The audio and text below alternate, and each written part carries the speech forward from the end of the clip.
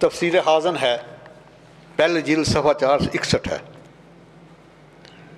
ये मुनाफिकीन का टोला उस वक्त से आ रहा है। एक वो बिशर कहता नहीं जी ये कलमा पढ़ते कुछ ना कहो, सुनो ज़रा इनका, इनके करतूत देखना ज़रा, इनके बड़े क्या करते थे।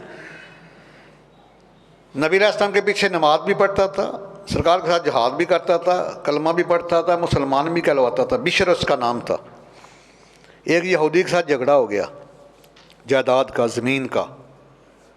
तो यहूदी को पता क्या कहता है, आओ तुम्हारा जो है ना काब बिन अशरफ, जो तुम्हारा सबसे बड़ा आलम है, उससे फ़ैसला कराते। वो यहूदी कहता है कि कलमा जिनका पढ़ते हो उनकी उन्हें फ़ैसला क्यों नहीं करवाते, अल्लाह का महबूब भी मानते हो, नबी भी मानते हो। कहता है नहीं उनसे कराते हैं। अंदर रोग था ना, मुनाफिकत था, पता था कि सरकार ने हक बयान करना है, सच का सच, दूध का दूध और पानी का पानी इरादा करना है। तो उधर काब बिन अशरफ इतना लानती था, वो पैसे लेके फतवा देता था। आज भी हैं 2 नंबर पीढ़ हैं जो ऐसे काम करते हैं। तो लेकिन उसने ना, यहूदी ने बड़ा इसे दबाया। उसने कहा कि नहीं, जिनका कलमा तुम पढ़ते हो ना, आज फैसला उससे उनसे करवाना है। ये टूटे हुए दिलों के साथ गया, ये टूटे हुए दिल के साथ गया सरकार की बारगाह में, मजबूर होकर गया है। वैसे तो ये मदीना तुल मुनव्वरा जाते ही नहीं, अगर जाते हैं तो बड़े मजबूर होकर जाते हैं।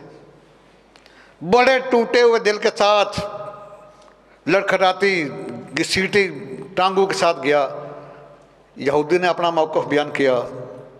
उसके बाद इसने, बिशर ने, मैं तो इसे मुसलमान नहीं कहूँगा, मुनाफिक कहूँगा, इसने अपना मौक़िफ़ बयान किया। यहूदी हक़ पे था। तफसीर हाज़न पे 461 के ऊपर ये रवायत मौजूद है। सरकार ने ज़मीन की डिग्री जारी कर दी यहूदी के हक़ में। अगर ये मुसलमान होता तो सरकार के फ़ैसले को मानता ना। अब वापस आ रहे हैं, फिर इसकी रगे नफाक फड़की, मुनाफिक़त वाली जो रग है वो फड़कती है। इसकी बासी कड़ी में उबाल आया। उसे कहता है यहूदी को, आओ ज़रा उमर इब्न ख़त्ताब से ना फ़ैसला करवाने। यहूदी कहता है कोई अकल का इलाज कराओ।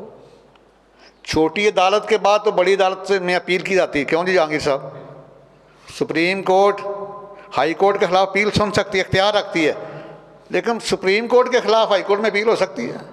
उसने कहा कि अल्लाह के महबूब से फ़ैसला कराया है, तो अब उनके ख़िलाफ़ कैसे अपील हो सकती है। अब छोटी अदालत में कैसा फ़ैसला हो सकता है। लेकिन ये अड़ गया बिशर मुनाफिक जो है। यहूदी कहता है, देखो उसका अकीदा कहता है कि जाओ आ जाओ, मुझे उमर इब्न ख़त्ताब की अदालत पर भी इतबार है। दोनों चले गए। इसने अपना, बिशर ने मौक़िफ़ बयान किया। उसके बाद यहूदी की बारी, उसने कहा कि उमर इब्न ख़त्ताब, मैं अपना मौक़िफ़ बयान करूँगा बाद में, लेकिन मेरी रिक्वेस्ट है, हम दोनों आपके महबूब की बारगाह में गए थे और सरकार ने इस केस का फ़ैसला मेरे हक़ में फरमाया है। फ़ारूक आज़म फरमाते हैं अभी ठहर दो, आगे मौक़िफ़ नहीं सुना, फरमाया ठहरो अभी मैं फ़ैसला। अंदर गए, तलवार लेकर आए और आके उस मुनाफिक की गर्दन उड़ा दी और फरमाया कि जो अल्लाह के महबूब की ज़बान का फ़ैसला नहीं करता, मेरी ज़बान की कोई असीज़ नहीं उसका फ़ैसला करे, मेरी तलवार उसका फ़ैसला करती है। और फिर सुनो अल्लाह ने कितना नवाजा फ़ारूक आज़म को कि आपकी आग के ऊपर भी हुक्मरानी है, पानी के ऊपर भी हुक्मरानी है, ज़मीन के ऊपर भी हुक्मरानी है, पहाड़ों के ऊपर भी हुक्मरानी है। सही बुखारी का हदीस है, एक दफ़ा जल्ला आया मदीना मुनव्वरा में, तो सैयदना फ़ारूक आज़म ने अपना दूसरा कोड़ा ज़मीन के ऊपर मारा, मैं ज़मीन रुक जा, क्या मैंने तेरे ऊपर इंसाफ नहीं किया। उसके बाद दोबारा दल्ला मदीना में नहीं आया, ना क़यामत तक आएगा। और फिर आपने एक दफ़ा पहाड़ से आग निकलनी शुरू हुई, लावा उबला, जैसे आज भी आतिश शाम से निकलता है। तो सही बुखारी के हदीस, आपने अपनी चादर मुबारक दी है, तमीम दारी रज़ी अल्लाह, बड़े जयी साहबी हैं, मैं जाओ उस आग को चादर दिखाओ, ये अल्लाह के महबूब के ग़ुलाम उमर इब्न ख़त्ताब की चादर है। आग वापस चलेगी, दोबारा नहीं निकली उधर से। और दरिया नील जब मिस्र को फतह किया ना सैयदना अमर बिन आस रज़ी अल्लाह ने, ये गवर्नर थे, तो लोगों ने कहा कि हमारे गवर्नर, हमारा जो ये दरिया नील है ना, हर साल एक कंवारी दोशीज़ा को ज़िबा करके उसका खून इसमें फेंक दिया तब ये चलता है। तो हमने कि इस्लाम इसकी इजाज़त नहीं देता। मैं अपने अमीरुल मोमिनीन से पूछता हूँ, आपने ख़त लिखा सैयदना फ़ारूक आज़म की बारगाह में, हजूर ऐसा कर लें।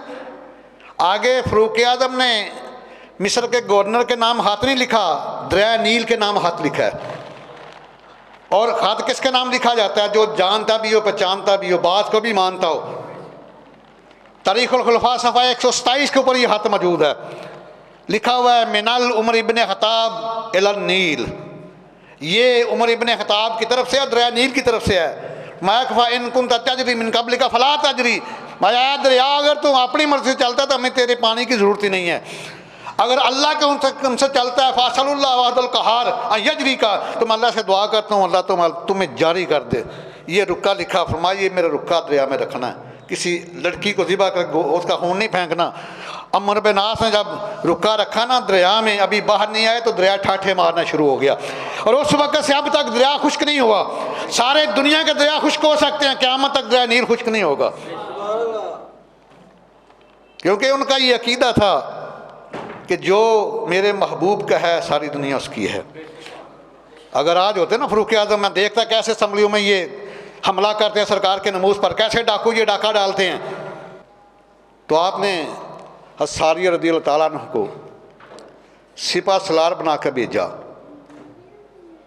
कहाँ? मकाम नहावंद पे, जो मदीनातुल मुनव्वरा से 3600 मील दूर है। यहाँ से कराची 900 मील है, 1323 किलोमीटर है। जितना वज़ीराबाद से कराची, इससे 4 गुना ज़्यादा फासला है मदीनातुल मुनव्वरा से, जहाँ सारिया को सिपा सलार बना के भेजा है। जुमे का दिन है, मिंबर रसूल है, फ़ारूक आज़म जुमे का खुतबा दे रहे हैं और खुतबे में फरमाया या सारिया तो अल जबल। ये मिशकात सफ़ा 546 के ऊपर भी रिवायत मौजूद है। तफसीर कबीर की 5 बजे 465 के ऊपर भी रिवायत मौजूद है। और तारीख़ुल खुलफा सफ़ा 89 के ऊपर रिवायत मौजूद है। 3 किताबों में रिवायत मौजूद है। जुमे के खुतबे के दौरान या सारिया तो अल जबल, है सारिया पहाड़ से बच जाना, पहाड़ की तरफ से हमला होगा तेरे ऊपर। आप देखो उस वक़्त ना कोई रेडियो है, ना टीवी है, ना मोबाइल है, ना सेटेलाइट है, कुछ भी नहीं है। मेरे फ़ारूक आज़म के अल्लाह ने हवा के ऊपर भी हुकूमत रखी है। हवा ने पैगाम दिया, सारी हिम्मत है कि हम बच गए, पहाड़ से इधर हुए और अल्लाह ताला ने फिर हमें फ़तह भी दी। जब कासद आया ना लेकर फ़तह की खुशखबरी, तो आके अर्ज़ कहता है या अमीरुल मोमिनीन, हमें शिकस्त होने वाली थी, लेकिन ऐन जुमे के वक़्त हमने ये आवाज़ सुनी या सारियत अल जबल। आगे फरमाया फ़गलबना बिबरकत ज़ालिका साउत, खुदा की कसम अल्लाह ताला ने इस आवाज़ की बरकत से हमें फ़तह अता फरमाई है। अगर फ़ारूक आज़म 3600 मील दूर रहकर मदीना में अपने भेजे हुए लश्कर का हाल भी जान सकते हैं, उनकी मदद फरमा सकते हैं, तो मेरे और आपके आका करीम गुम्बद खज़रा में लेट कर अपने गुलामों को देख भी रहे हैं, मदद भी फरमा सकते हैं। क्योंकि सहाबी का ये मकाम है, तो तमाम सहाबा इकट्ठे हो जाते एक नबी के मकाम तक नहीं पहुँचते, और तमाम अम्बिया इकट्ठे हो जाते तो मेरे आका करीम के मकाम तक नहीं पहुँचते। क्या मकाम है, क्या शान हसीन फ़ारूक आज़म का। और देखो 25 लाख मुरब्बा मील के हाकिम हैं, 10 साल 6 माह 4 दिन खिलाफत की है, 3 बड़े आज़मों के ऊपर हुकूमत है। और मज़ेदारी की बात है कि सारी उम्र ये नहीं कहा कि I am caliph of the Muslim, आना खलीफतुल मुस्लिमीन। सारी उम्र ये नहीं कहा कि मैं मुसलमानों का खलीफा हूँ। क्या कहते थे? आना अजीरुल मुस्लिमीन, I am labourer of the मुसलमान। ऐ मुसलमानों मैं तुम्हारा मजदूर हूँ, मैं तुम्हारा मजदूर हूँ। ये है रियासत मदीना का कंसेप्ट। आजकल तो इतने होते हैं, बंदे की उम्र ख़त्म हो जाती, होते नहीं गिने जाते। उस वक्त एक सिपा सलार होता था, बाकी सब मुजाहिद होते थे। जब भी फरमाते कि आना अजीरुल मुस्लिमीन, है मुसलमानों मैं तुम्हारा मजदूर हूँ।